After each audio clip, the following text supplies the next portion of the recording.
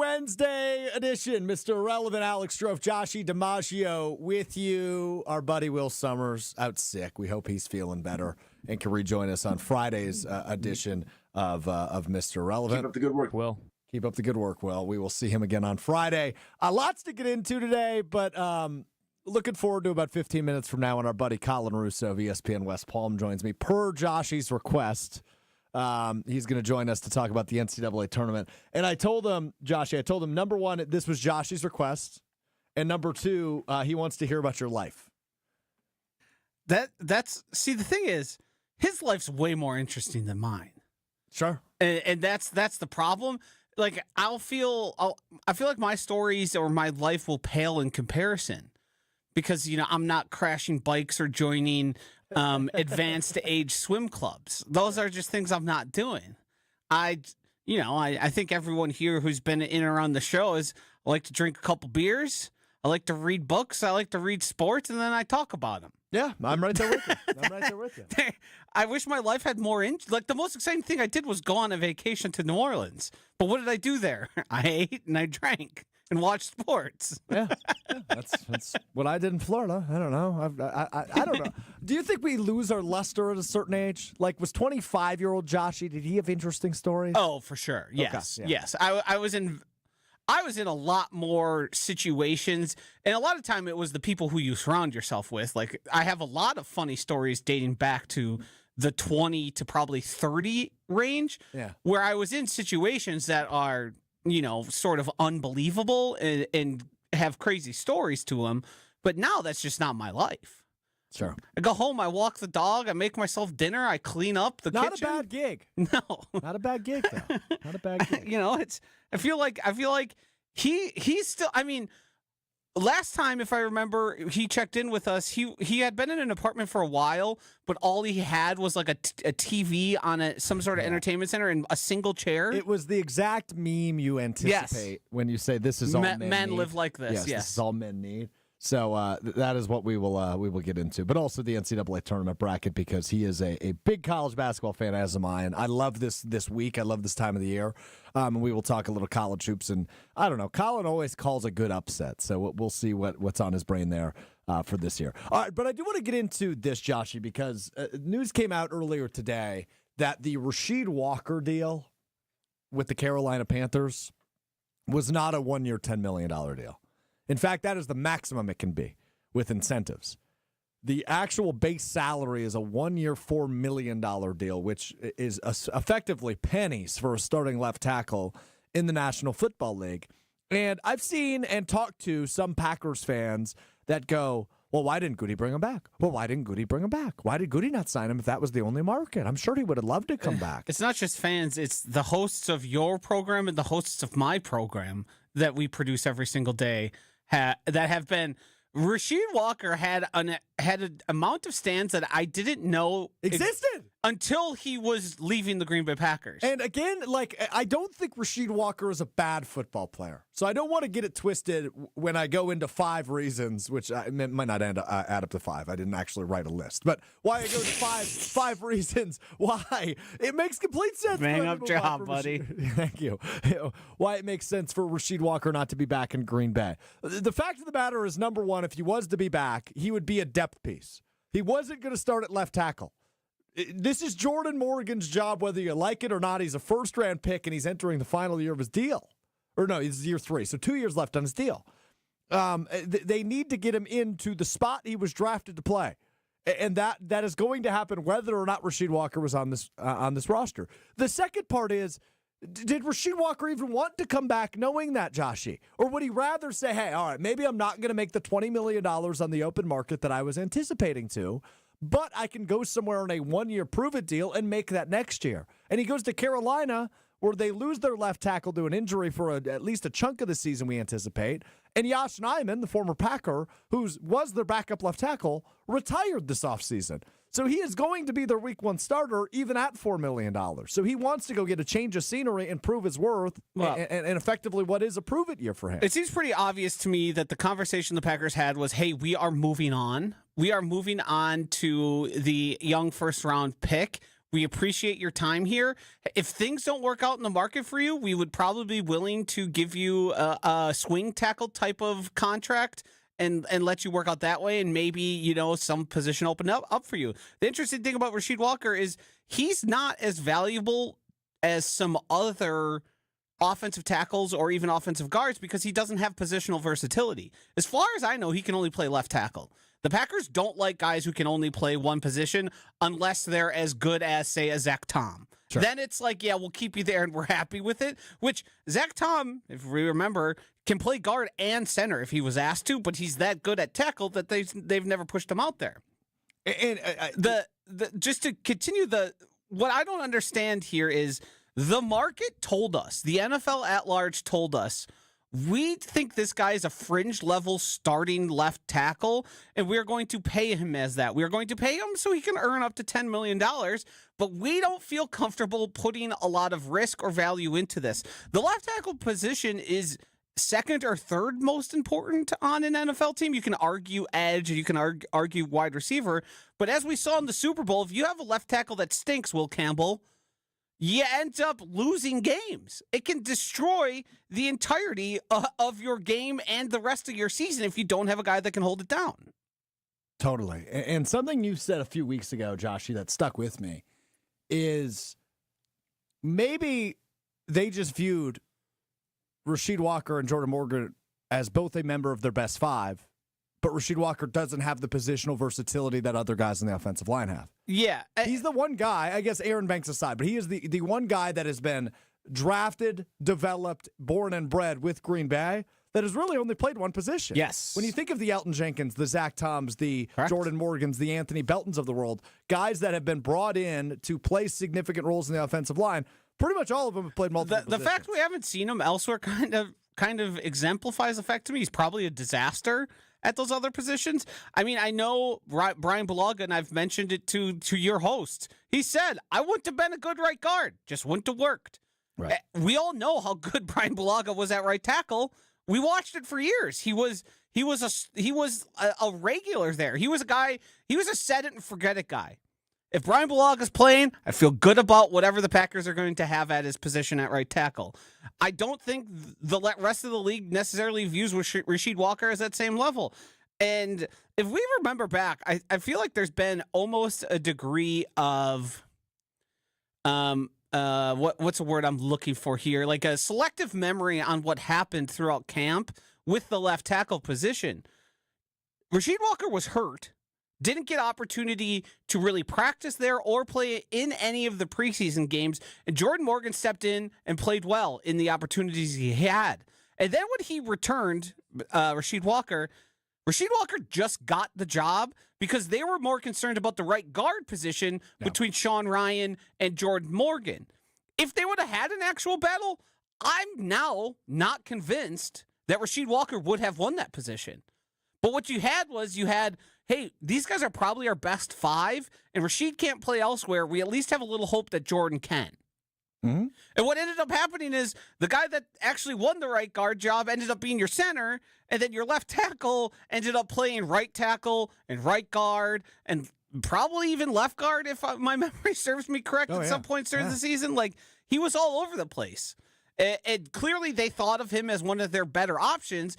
It's just he never found a home where he could get any stability. The fact of the matter is, Rasheed Walker led the Packers' offense in penalties in 2026, and it was not a close second. I feel like people forgot what happened like late season. He had with him. 4 penalties in Denver. Yeah. Part of the reason they lost was Micah Parsons and Christian Watson going down, and it took the air out of the balloon. Another reason they lost is Rasheed Walker continually killed momentum for them. And that's something that's just lost in the shuffle. So Rasheed Walker, and you just said it, Josh, the league said to Rasheed Walker, hey, you're not as good as everybody thinks you are. Right. And so Packers fans saying, well, why did they bring him back on that deal? Sure, he'd be a nice depth piece, but he was never going to be your left tackle. I've never, and I can't believe I'm actually saying this, I'm more concerned about the potential of lack of edge depth and losing J.J. Enagbari than I am to losing Rasheed Walker. I totally agree. Because I don't feel good about Jordan Morgan playing anywhere other than left tackle, and I don't feel that good about Rasheed Walker playing left tackle. And right now, I'm not sure. I'm not even slightly convinced that Rasheed Walker, given a full season, would have a better season than Jordan Morgan's going to have.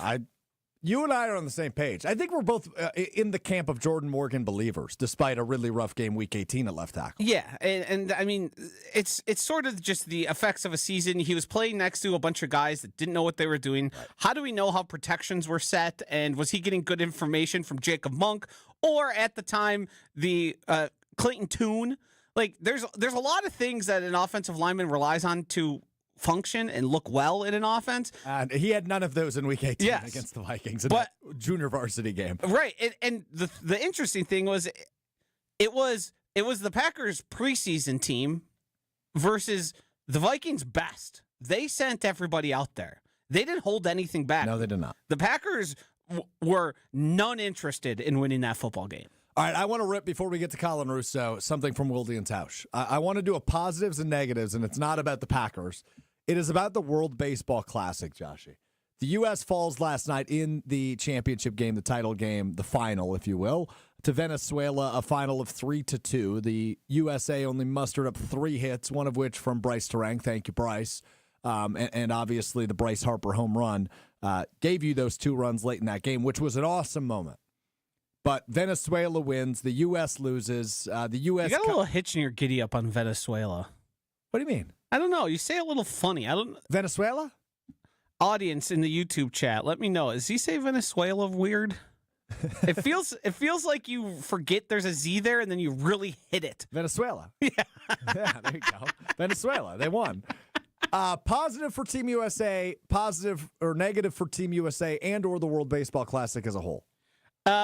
The negative to me is it was pretty clear that the other nations involved, it mattered more to Correct. them. Totally agree. It mattered more to everyone else other than the U.S. I don't know if it's a level of arrogance or just not the correct degree of buy-in because they don't take as much pride in it as some of the other nations. And part of that, though, Joshy, because I do agree with you, it felt like there was a lot of too cool for school moments going on. Yes. The other issue I had, and I don't know that this is on the players necessarily, but like the Tarek Skubal stuff. He pitches one game and then leaves, and 4 other pitchers did this, but Skubal obviously is going to get the notoriety because he's a 2-time and could be a 3-time back-to-back Cy Young Award winner for the Tigers, and is going to get a mega contract after the season.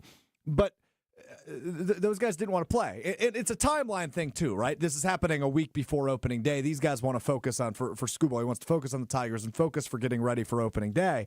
But there's not buy-in there, right? It's a rotating cast rather than it's the best American baseball players, which is what this is supposed to be. Mm-hmm. And that would be my big knock on the World Baseball Classic and probably why I didn't buy in as much as I did until we got out of group play.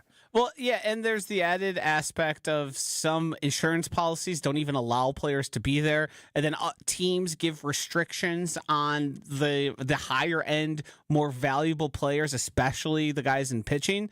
I would love to have seen Tarek Skubal go out there and do it again, but I think you say that weird. Yeah.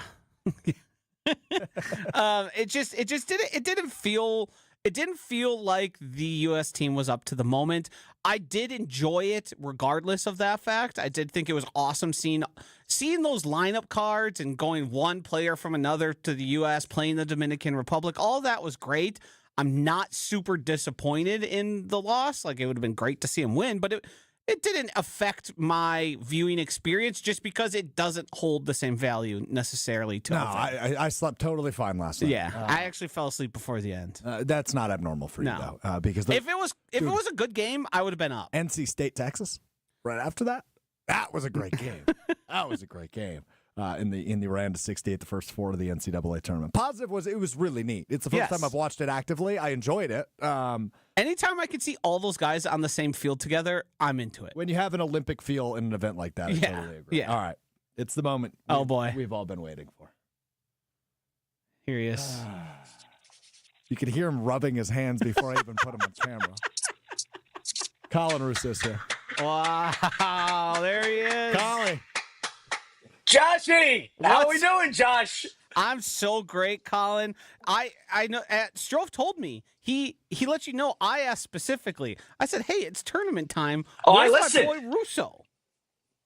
I listened. He sent Love me the it. link because I had no idea what you were talking about. He goes, "It was Josh's idea." I'm like, "What was Josh's idea? Get me on the show." First of all, I haven't heard from you two guys about coming on the show in about 18 months, which is a joke. You guys can't be that booked. Are you guys that booked 3 times a week? You guys got that many guests that I can't come on from one. There's a couple things I can talk about. I mean, guys. So it's good to be back. I know Strouf and I have done this a number of times. It's good to see Joshy again. It's good to see Stroufy again. I talked to Stroufy more than I talked to Joshy. But Joshy, you still get the flannel on. I love that. That's great. You know, some things never change. Yep. Strouf, congratulations officially on air. I don't know if you've announced, but you know, your big day. I have. It's been well over a month. That was not a secret? No, it's not. Big shout out to my friends at Robert Hack Diamonds for the help in creating my fiance's dream ring. Yes, thank you, Colin. Do you think you'll be invited to my wedding? If I'm not, see, here's how I would do this. All right. So if you're putting together tables, right? That's part of what they do at weddings. You know, they got to strategically, here's this person. The good news about me is, Stroufy, I am positive you could put me at any table. Yeah. And I think you should put me. Yeah, I would like to sit near Joshy. Yeah. If Bruss would be there, if that would be fun.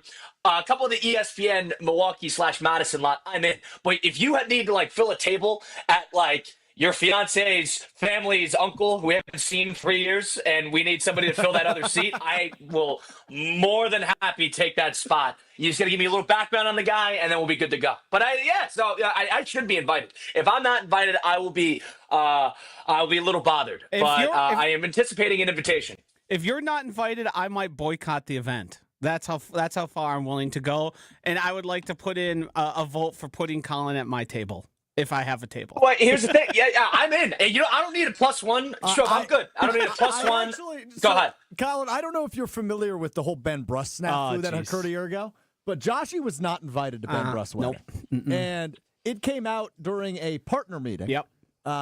Between Josh, Ben, and a partner that they were meeting for the first time. This was, mind you, Colin, this was a person I met networking and brought to Ben Bruss. I could have taken him to any of the other marketing consultants we have here. And I said, you know what, I'm gonna lace up my boy Benny Bruss. And he told me in front of this guy who we had met for, I believe, the second time at the meeting, as we were just getting gathered, starting to talk about, hey, what do you guys do? What are you looking for? What's the whole deal? He told me then.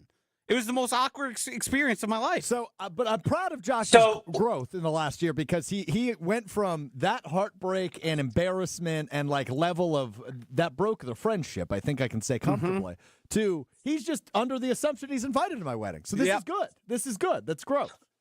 Wait, so this was so first of all, Bruss did a terrible job on his part. He didn't even, number one, tell you that you weren't invited. He did not invite you, period. So has your relationship gotten worse or gotten better since this point in time? It hit a real rough patch. I can get over things pretty fast. I wasn't that offended. Okay. Honestly, a lot of times, most weddings, I'm not that interested in going. I think it's a little bit of, more of a hassle than it needs to be. The one thing I will say is my mom, who was once a Ben Bruss fan, dead to him. Dead, done. Wow. Never, how about that, Joshy? Doesn't even say his name anymore. Speaks of him like he's Voldemort. It's unbelievable. So, Joshy, I don't know if Stroufy remembers this. Me, Stroufy, and Bruss have a chat that basically is 95% me and 4.5% Strouf. Yeah. And Bruss will chime in here and there. I was also annoyed that I was not invited to Ben Bruss's wedding. Now, Bruss and I have met in person one time, but I think I talked to him just enough where I could be invited. I told him, I'm like, Bruss, if you're inviting your Lithuanian... I didn't know you've only met him once. Yeah, one time. And I asked Bruss, I'm like, Bruss, you could put me at the Lithuanian teammates, where the guys who play professionally. You can put me at that table. You can put me wherever you want, and I'll go with the servers. I just want to be in the room.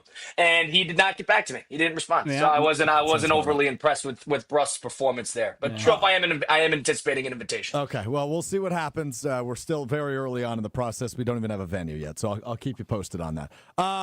We're gonna get to Colin's life, Josh. I know that's kind of the entree for you, but I want to get to the appetizer. I want to get to this puppy right here. For those of you listening on the podcast side, I am holding up the NCAA tournament bracket, which begins officially the round of 64, less than 24 hours from right now. The Badgers tip off exactly 24 hours from the moment I am saying this. Which can we get this out of the way, Strophy? I hate to interrupt. No, okay. Putting the Badgers in Portland after, thank God they didn't make the Big Ten tournament championship game. Yeah, if true they're that. playing on Sunday in Chicago and they get back late Sunday night because they have to sit around for the selection show, right? That game ends. They're hanging around to watch the selection show.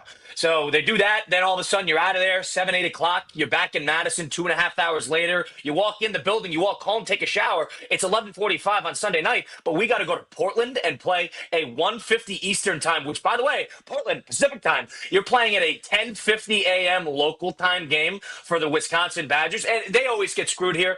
Strouf and I remember the James Madison game when I was still at ESPN Madison, when they had James Madison. That was at 9:50 local time at the Barclays Center. That was a godforsaken scheduling time. I was very annoyed with that. It's an impossible game to win in that spot, but this is the complete opposite. They're going to be playing. It's an AAU game.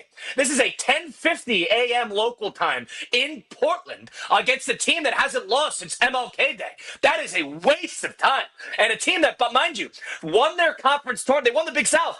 That was Sunday, what was it, the 6th? They won their conference tournament game 10 days ago. And they get to sit around. They go on vacation, They get to do, they go pick paintball, whatever the team does. And Wisconsin, who played in a gauntlet in the Big Ten tournament, has to turn around and go to Portland and play High Point. That's a waste of time. And the winner gets the winner of the SEC. Arkansas is tremendously underseeded. Let's get that out of the way. So they got a brutal stretch. And even if Hawaii wins, Hawaii is underrated. Hawaii against UC Irvine Saturday night. And Hawaii is how the locals say it. So, Joshy, before you say anything, that's how they say it. I knew what so you were Hawaii is doing. underrated. Cultured. So when you watch Hawaii against Arkansas, one thing I want you to notice, Joshy, notice how they do not switch and they do not help and they don't do it. That's going to be the Arkansas game. That's the second of which. So Wisconsin, this is Salt Lake City all over again. When they had James last year, when they were playing in elevation after playing in the Big Ten championship game against BYU, that was a waste of time. Playing Montana, another team that plays at elevation. This is that all over again. I'm very nervous about that first weekend, and I think the scheduling was a disaster. I got to be honest. I was anticipating you taking us all the way to 1:30. I thought that was never going to end. Did you see? How about Arkansas, too? Let's get into this for a second. Arkansas, who played in Nashville on Sunday at 1 o'clock against Vanderbilt, played 3 games in 3 days. Yes. They have to turn around, and all of a sudden, they're going against Hawaii, who is another underrated team. They're underseeded. Time out. What? What's the big deal? Hawaii. Stop saying Hawaii. It's culture. Stop saying it. It's cultured. That the locals say it. Colin, have you ever been to Hawaii? The Islanders say Hawaii. Have you ever Go been ahead. to Hawaii? That'd be a good spot for your wedding. I just asked you a question. Yeah, you don't even have to use your passport to get there. It'd be delightful. Well, destination wedding. I'm not going to do I have been to destination Hawaii. wedding. Honeymoon, maybe. Be open to Hawaii. Yeah, honeymoon in Hawaii would be a good idea. So, Strouf, I'm offering my services. You don't need to hire a travel agent. I will set up your honeymoon for you. What makes you qualified to be my travel agent? I'm good with schedules. You know this. Don't play stupid here. I'm good with schedules. I can schedule your honeymoon. I can do a good job. Come on, let's be fair. Does High Point? Whatever you tell me what type of thing you want to do, and then I will set it up. I'm happy to do that. Does High Point worry you at all? Here's the thing about High Point. They could score. The thing is, they're overly reliant on teams turning the ball over. They got a pesky defense playing the passing lanes. Wisconsin's going to know that. So I think it's a matter of the same thing applies. Wisconsin, every game they'll ever play all year long, ever since basically they turned it around at the new year, it is, do they hit their threes? And if they hit their threes, they'll win the game. If they get threes, they'll be fine. If they don't hit their threes, they can play down to any opponent. We know how Wisconsin goes. I am not a Greg Gard guy. I know that's Strouf's hero, but I'm not a Greg Gard guy. And I would personally, I don't like how Wisconsin adjusts to out-of-conference opponents. Hold on. Go ahead. Has any coach in the Power Four reinvented themselves during NIL and transfer portal better than Greg Gard? Hey, he's done a good job. That's a yes or no question. Hold on. Fine. The floor of where we were at, he was not winning titles and then won titles this way. He was losing in the first round this way, and now he's losing in the first round this way. So I got to see them get to the second weekend before we can declare Greg Gard shooting 100 threes a game the next Messiah. Can we calm down for a second, please? I didn't call him the next Messiah. I will just say that. That's what I heard. Maybe I did. He did call him my personal hero, which I think is probably also a stretch, but I am a fan. I am definitely a fan of Greg Gard. Colin, 3 years ago, we were talking about a team that was in the NIT. And now we're talking about a team that has not relied necessarily, but nailed the transfer portal each of the last 3 years, from A.J. Storr to John Tonje to Nick Boyd. And these are guys that are looking at all Big Ten honors. These are guys that, and Tonje was a guy that was looking at a National Player of the Year finalist last year. You're looking at top 5 Big Ten finishes in back-to-back years, in 3 years in a row, really, because they might have been number 6 3 years ago, but they were a 5 seed in the tournament 3 years ago. This is 3 years straight, and I agree. The second weekend is a huge bugaboo for Gard. He needs to get there this year, or else there then needs to be a serious conversation of while it's as impressive of a job as he's done in terms of evolving and getting this team to the next level, changing their identity from defensive first to offensive first, and utilizing NIL and utilizing the portal, and still having the homegrown guys that come here as freshmen and develop, like the John Blackwells and the Nolan Winters and the Jack Janicki, who obviously we won't see, or maybe we will see in the tournament, but a guy who's been injured for the last few weeks. But those guys that have come in as freshmen, done the work, and evolved into true stars for this team. But he's also got the Nick Boyds and the Braden Carringtons of the world, who come in as experienced seniors and have 1 year left, and the Tonjes of the world, who can help really get them to that next level and still be a big-time player in the Big Ten, which they were not just 3 years ago. And these were things they weren't doing 3 years ago. So that evolution deserves a ton of credit. But, yes, I agree. He does need to get to the second weekend. And this feels like as good of a year as any, despite being a 5 seed, despite having Darius Acuff as a very likely round of 32 matchup.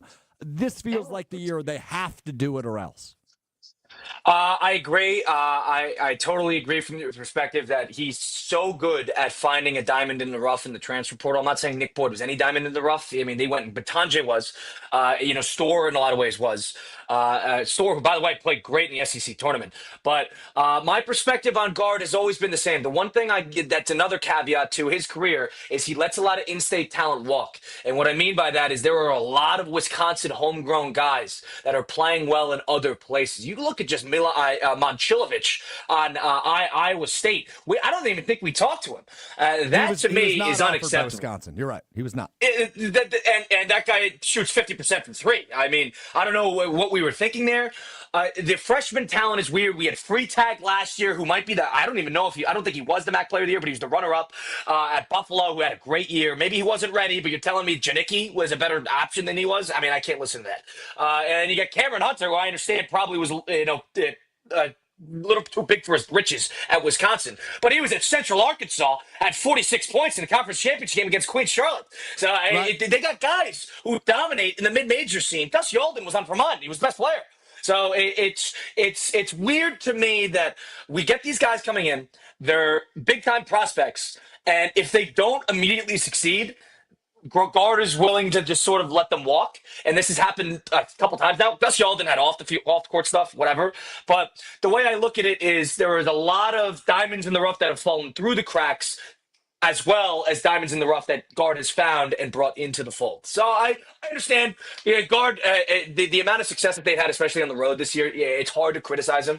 But I will criticize Gard until the end of my days, until he gets to that second weekend. Gus the Bus is considered a sophomore right now. Really? Where is he now? He's the Vermont Catamounts. Catamounts. 16 points a game. He's been in college for like 5 years. I don't know that it's been that long. But I think it might be his fourth.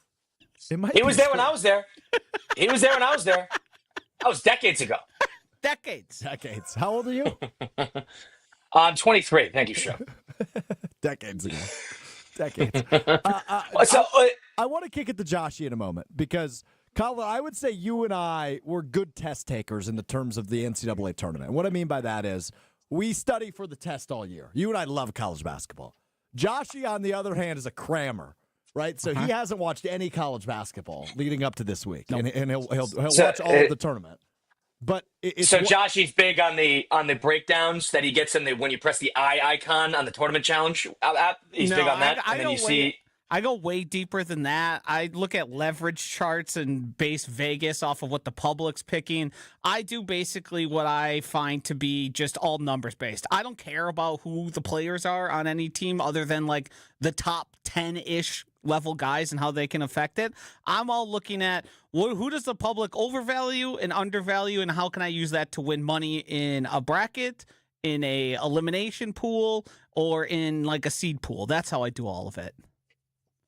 That's fair, and there's a lot of metrics. There's probably too many metrics these days. Yes, people are talking the ones about that work for you. Yes.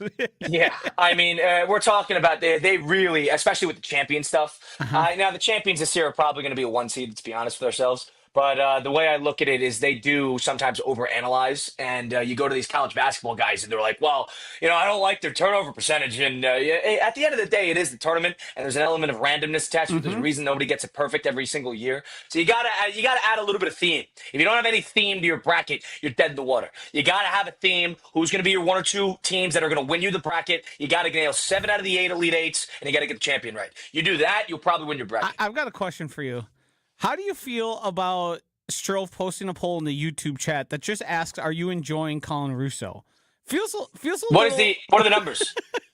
Let me. What are the numbers? We've only got 1 vote, so I don't want to tell him yet. I voted yes. If you want me to weigh in there. All right. Well, wait. I'm curious. At the end of the show, you guys let me know what the voting looks like. Right. The poll is in the I'm a field. little backhanded by that. Yes. The poll is in the field. Simply, are you enjoying Colin Russo? Yes or no? Go ahead and vote. We love the MIA, the Mr. Relevant Army around here. We'd love to have their input on whether or not you are enjoying Colin Russo's appearance here on Mr. Relevant. Let's get this out of the way. So if this is a poor vote on my part, then I'm never going to get invited back. I might have to stump for you like I did this time. No, because no. apparently there's a chance. Strouf, there's a chance. There was an unspoken ban of you until I brought it up. And I was able to move some things and get some things in motion here. It was. Strouf's never heard of me until Josh brought it up. Jeez. No. You said you listened to it. I went to bat for you. I said, look, we used to have Colin on every Friday when the show just seemed began. like Brian D, who was I thought was a great friend. Brian D. We don't need Colin on. Brian, I love coming on. Have we asked Colin about his perspective on this? Colin. I'm a little down on Brian D for that. And I like Brian D. Good friend. I thought so.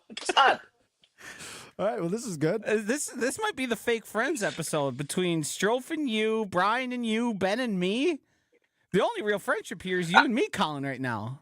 Yeah, Josh and I have always had a good relationship. Yeah, thick as thieves.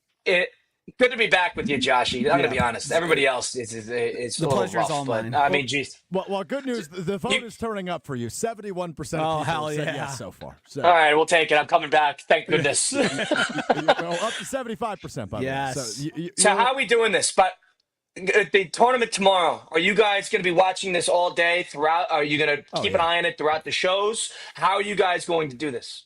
Yeah, obviously we're working the next 2 days, but we have the luxury of working in a studio where I can visibly see 3 different TVs right now from where I'm sitting, and Joshy can see at least 2, if not 4. The games will be on while we're in the studio. The games will be on upstairs when we're in the desk portion of our office, where we have a ginormous screen. Wisconsin plays the 4th game of the day, so there's going to be a lot of people around here invested, Colin.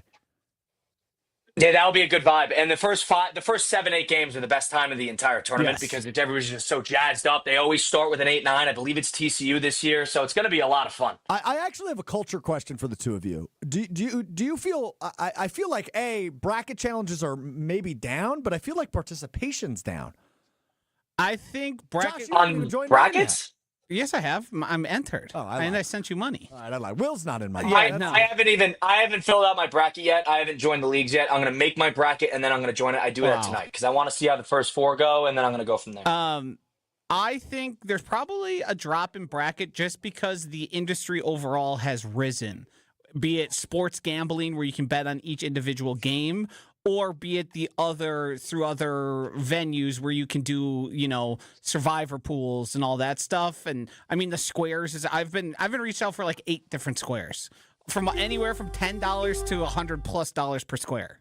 I just got a text message. How do you do squares? Hold on. What is squares? I just got a text message. All right, go ahead. It was from one of Colin's colleagues in Florida. Uh-oh. It said, "Can you please wrap this up? I need to talk to Colin." Don't wrap this up. We're good. It can wait. I'll tell you that right now. It can wait. So, good. It can wait. All right, I've been here all morning. Where were we then? I was here all morning. I was waiting for this show all day. Josh, I've been waiting for this all week. All weekend I was excited because I knew I wanted to talk to Joshy. Yeah. And now we got people trying to tear us apart. We got to come in from all angles, is what I figured out. So, fake friends episode, no doubt. Uh-huh. You guys want to hear what I'm up to? You guys want to hear what I'm up to? Yes. Yeah, what's All next? right, so I want nothing more. What's new in the world of Colin Russo? all right, 2 things. All right, so number one, last year I just decided to do the triathlon, the Ironman stuff. So I'm retired from that. All right, retired. Whoa. So I got one. That was a quick retirement. You hung the shoes up? Well, I did it once. Huh. You only wanted to do it once. I didn't do it again. I thought you were just going to be an Ironman. Yeah. An Ironman man. I hate the bike. I hate the bike. Of all the things. I hate my bike. I haven't. Last time you were on the show, I you hate did bike. tell us a story about how you crashed the Yes. bike. And you also told us how you joined a Well, swim club with old guys. Yeah, I still swim there once a week with the Hell old yeah. people. Love They're great. Love that. Yeah, They're great. So I'm still there weekly. They're Tuesday mornings at 5 a.m. They're a great bunch. There's a swim meet coming up. I'm contemplating joining. I can get in for free, and I got to race these people. So I don't know if that's a good idea. There's one guy who races in the lane next to me every single time. His name is Eric, and he works at the ATC tower at Palm Beach International Airport. You know, ATC, the air traffic control. Yes. So whenever I break down with him, because the thing is Trump is down the street. So Air Force One is coming in and out of PBI all the time. So I always ask him about what they do when Air Force One comes into PBI. This is in between sets. So we're in swim cap and goggles, and it's still dark out. And we're breaking down the protocol when Air Force One comes in, and this guy, Eric, is eating it up. And he's a fish. This guy smells. He's so good in the water. And then he goes to work, and then he goes direct to the planes in.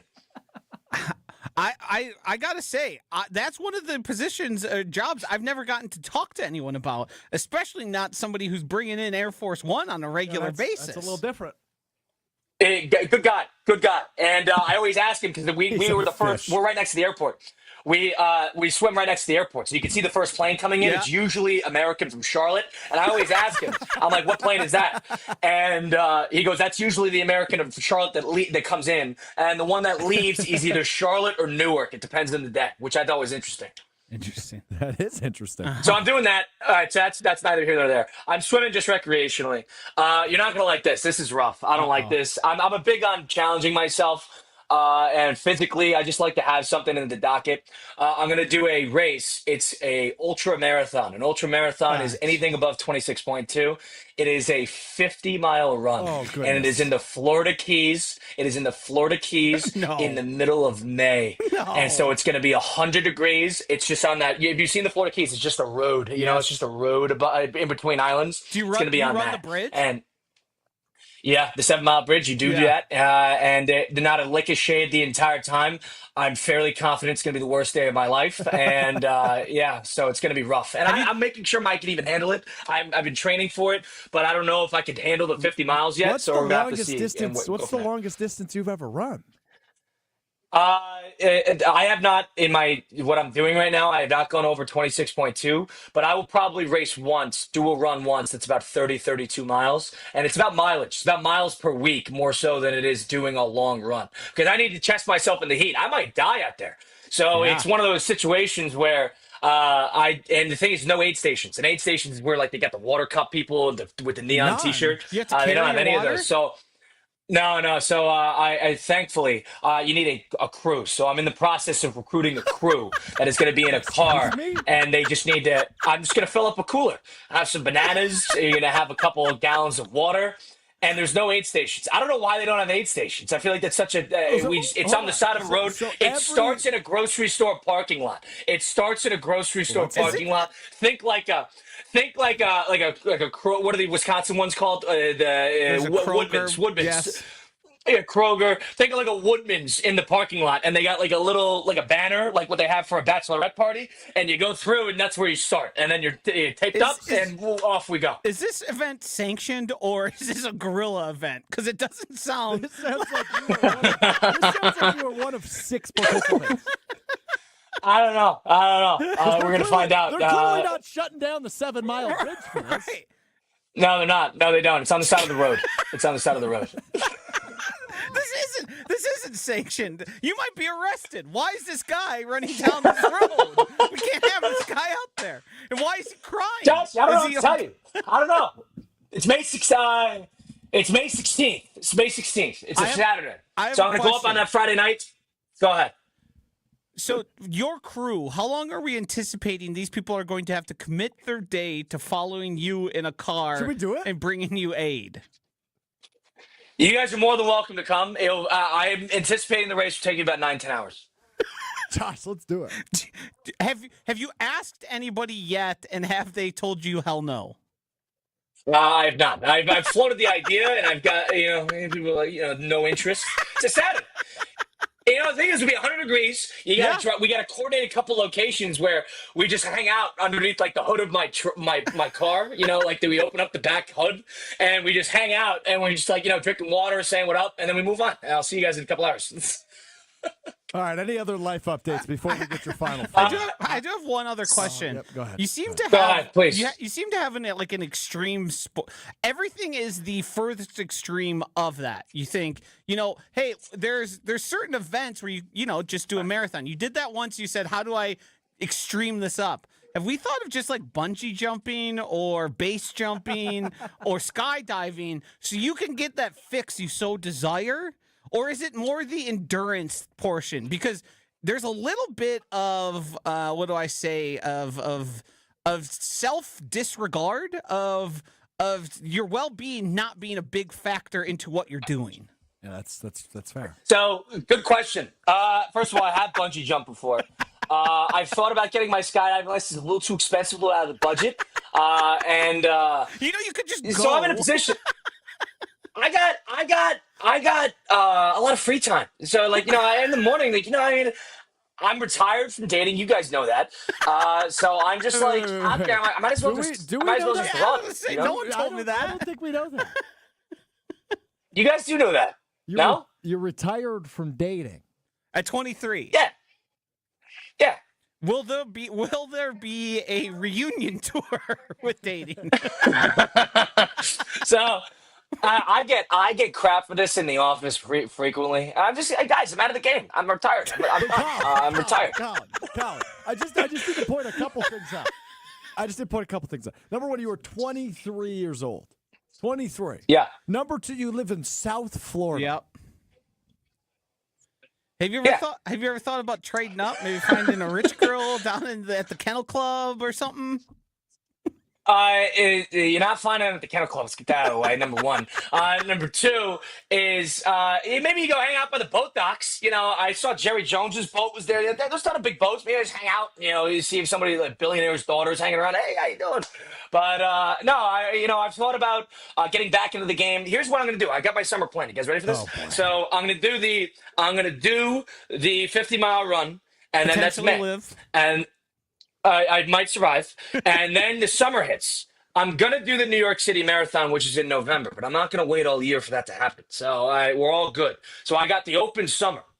And the World Cup is in the summer, so I got to plan my PTO days strategically. So what I think I'm going to do is I'm going to do a solo travel trip, and I'm between two different spots. I'm between Vietnam and Norway. So I don't know how I'm going to do it yet. I was thinking I was going to do Guatemala, but it turns out there's a level 3 travel advisory there. Don't like that. And I asked my mother about it, and she goes, how many levels are there? I go, 4. And she goes, absolutely not. Even though I'm paying for all of it, she's like, she was telling me, she's like, I don't want to freak out when you're there. I'm like, all right. So it's I'm with your mom. So I understand that. I get it. And so I was thinking, going to do Guatemala, but I think I'm going to do Norway. I'll do that in the summer. And then I'll hang out in the summer a little bit. Maybe I'll be back in the game a little bit. Who knows what happens. And then I'll start training for the New York City Marathon later in the year. But it's good. I don't know. Last year I did Peru.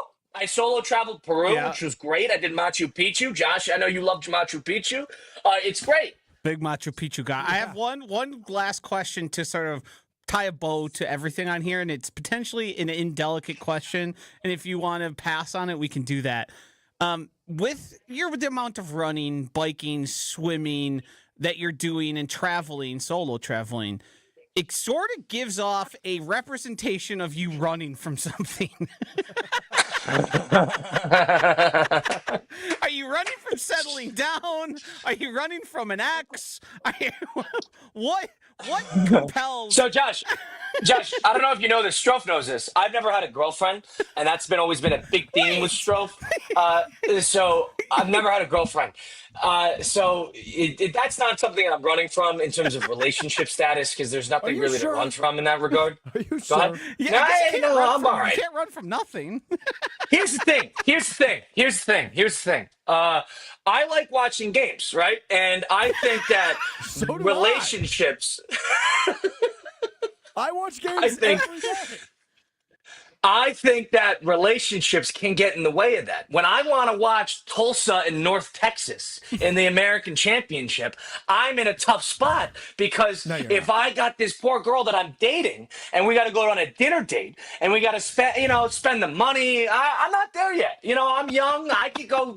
Let's just go run. Let's see what Peru has to offer. Josh, let's go to Norway. Let's go do something like that. And something else that I'm doing, this is sort of a work in progress. It hasn't necessarily gotten off the ground the way I've wanted it to, but I got in contact with the symphony. There's a symphony in Palm Beach County, the Palm Beach Symphony.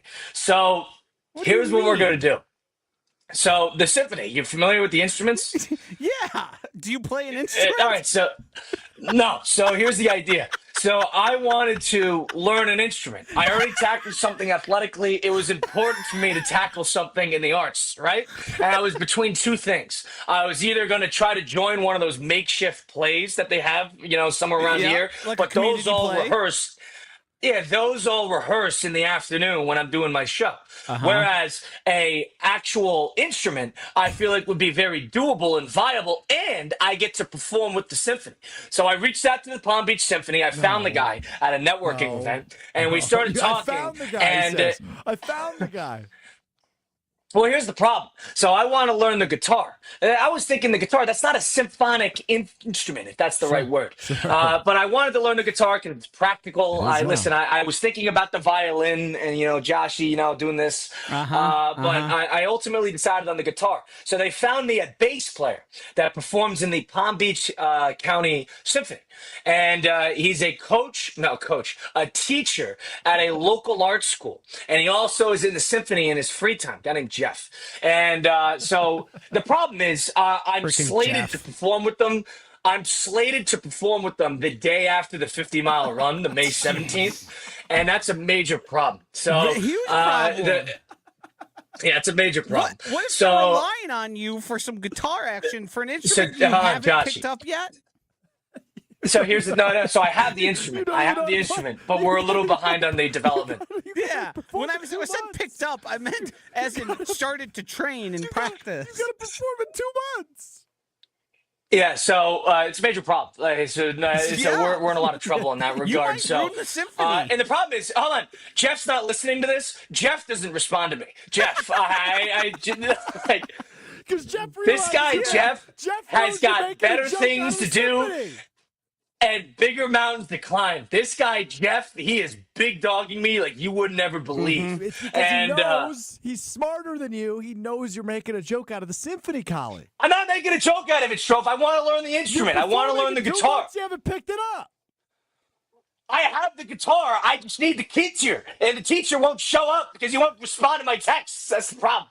Why don't, instead of the Jeff, symphony... Jeff, I'm down to practice. I just need I'll go to you.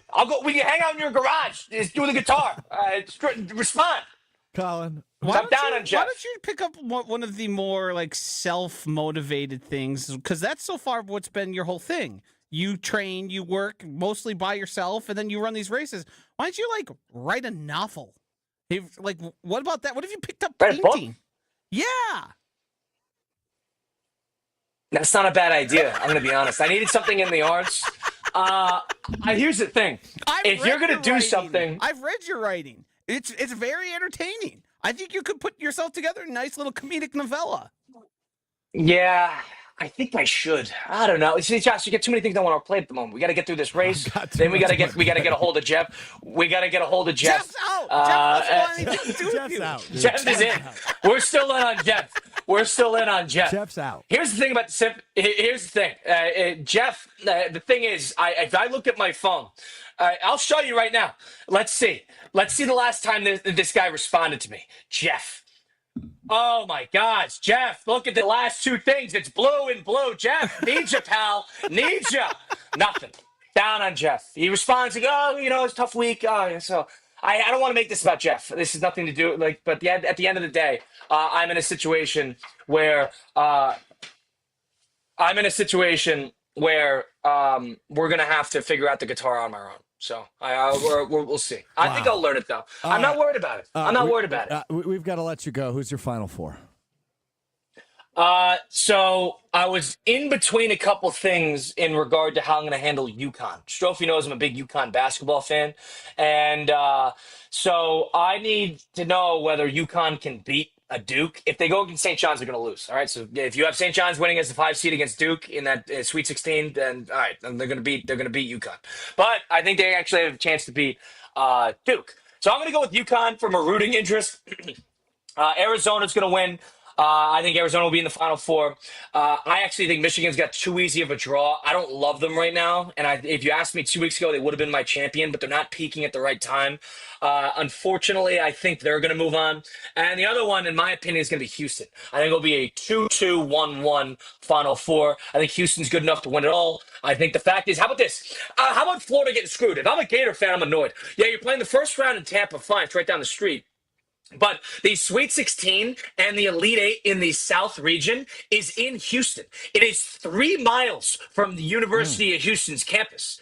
And Florida's going to be playing them there. That will be a home game.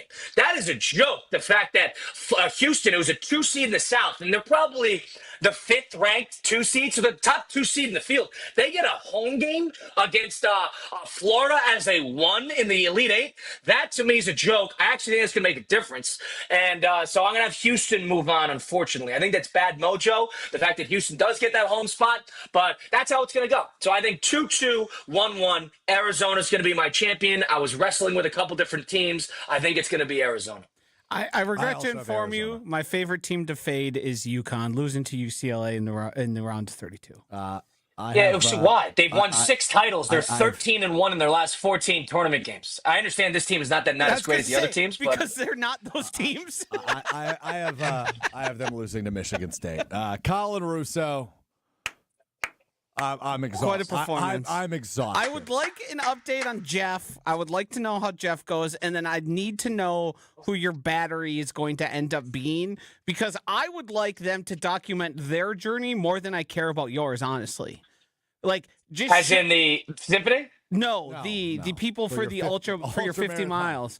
Like the things those those people are 50 going mile, to okay. have to endure to find you at places in the condition you'll be at each stop. And, are they going to have like the problem with, I think with you, as I've gotten to know you a little bit more, is you're going to have like the bare essentials, but there's going to be other things like Band-Aids and chafing and other degrees, which I don't know if you're going to be prepared for them. So you're going to say, hey, I'm having this issue. I'm bleeding out of my nipples. And they're going to go, well, I have a banana. What do you want me to do about that? You packed cooler, and we got bananas and gallon jugs of water. Right. You're not wrong. You're not wrong, Joshy. You're going to need multiple pairs of shoes. Yes. I only have one. You're going to need multiple pairs of socks. I could do that. That's no problem. Maybe it's you two guys. Here's the thing. Maybe it's you two guys. I think I'm kicking him off the show, Josh. I think that's it. I can't do it anymore. I can't do it anymore. I was having a great time. I'm exhausted. How is he? How does he not run out of energy? It's one of the more remarkable things. It's why I like having him on. I like that his brain's going a mile a minute. He puts on a show. He's a showman. He's the best. He's the best. And nobody. I like people who are different. If there's one thing I could say about him, He's unique. He's different. He's a different cat now. Let me tell you, I'm gonna shoot you straight on that one. And that I appreciate about him. The 50-mile race is going to be a disaster. Oh, total mess. Total mess. Like, I mean, we he's not getting through that thing. like it seems unsanctioned. They're not closing stuff down. Like, he might get bit by a snake on the side of the road because he's just running. Like, we haven't even factored in all the potentials of things that could go wrong. He's the 7-mile bridge is honestly the part that gets me. Yeah, because that's a stretch. You called it a guerrilla operation. Yes, which it sounds like. This Yes. is not like a no, like a Paul or when they do it down here, they shut down the home. Yes. There's roads the shut Milwaukee down. Marathon. They shut down the home bridge. There's police. There's barrels. I don't think they're going to have any in it. No. I think it's just going to be like him and 3 other people running Yes. on the dirt of a 7-mile bridge. And the other people are going to be like experienced ultra marathoners. And then you're going to have this guy. Imagine you're running a 7-mile bridge that you're just getting beat with the sun, the reflection off the water. It's going to be. Do you think inhaling the fumes from people driving on that? Do you think he talks when he runs? Yeah, I don't know. How you feel? He seems to be in pretty good shape, so he probably is. Like, he doesn't shut up. His shoes might melt, and then he's going to be running barefoot, and he's going to go, crap, I should have thought about grabbing an extra pair of shoes. Final results of the poll weren't great. Are you enjoying Colin Russo? 65% say yes, 35% say no. Not great. I think it can get a little bit. He could be a lot. Almost overwhelming. I was in my element. I could have gone for hours. Yeah. Put a quarter in the guy and you just let him rip. And then you ask a question, and then next thing you know, you're talking about the symphony. Like, we were gonna do One Word Wednesday. Will wasn't here, and he said he was gonna send it to me. He didn't. So, yeah. I guess we'll jump right to what we missed, which I don't know. My brain's fried. What did we miss? J.C. Treader, despite being somebody who could likely be indicted for some sort of fraud, is going to be the NFL executive director. Yeah. If you haven't had a chance, not to send you to any other podcast ever, but go listen to Pablo Torre Finds Out. Not great. No. Doesn't represent that man nor the future of that organization fairly well. It's actually pretty terrible. But yeah, that to me was an interesting thing that happened. Other than that, what else happened with the Packers? Not a whole lot. Not a whole lot. It's kind of a dead period. Yeah. We got jersey numbers. Yeah. Let me know if you like these or not. Zaire Franklin, 44. I love a 44 for a linebacker. Sky Moore, 23. Fine. I forget what's. Benjamin St. Juste, 21. Don't love it just because that number is Charles Woodson to me. But it was also Eric Stokes. It was, but I'm remembering it as. And almost Darnell Savage. See, I can argue that if you're a first-round pick, you probably have a better case to the 21 number. Now, it's been worn since then, so the mystique is sort of worn off. Yeah. But the part-time player from the Los Angeles Chargers. I don't know if 21 was the right choice. Yeah. Yeah, I don't know. And I believe that's all I have for new numbers for you.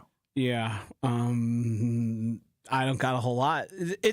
We're in a real dead period right now, and the Packers don't have a first-round pick, which I would never take back for anything because I want Micah Parsons to be here for the rest of his career. Yeah. But it really takes a little juice out because this is the perfect time of we got to start talking about dudes. Talking about RAS scores. We're just about there. I got to get through the first weekend of the NCAA tournament, which starts tomorrow, and I'm so psyched up about. I got to finalize my brackets, or my bracket, I should say.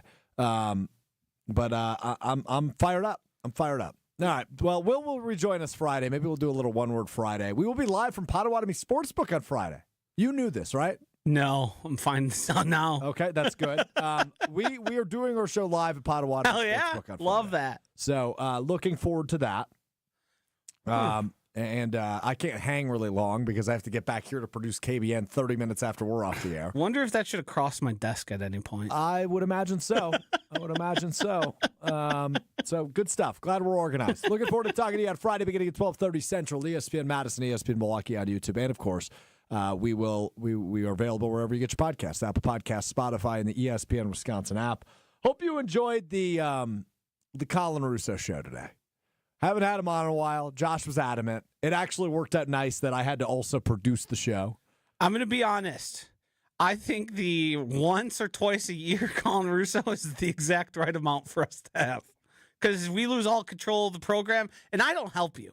I don't help at all. I make it worse actively. Yeah, you do, which I'm okay with because we know what we're going to get there. Yeah. I was not anticipating him taking shots at our boss, but that's what we got. That will do it for us today. We will talk to you coming up on Friday, live from the Potawatomi Sportsbook on Mr. Relevant. Thanks to Joshy. Thanks to Colin Russo. I'm Alex Strouf. We'll talk to you Friday. Peace.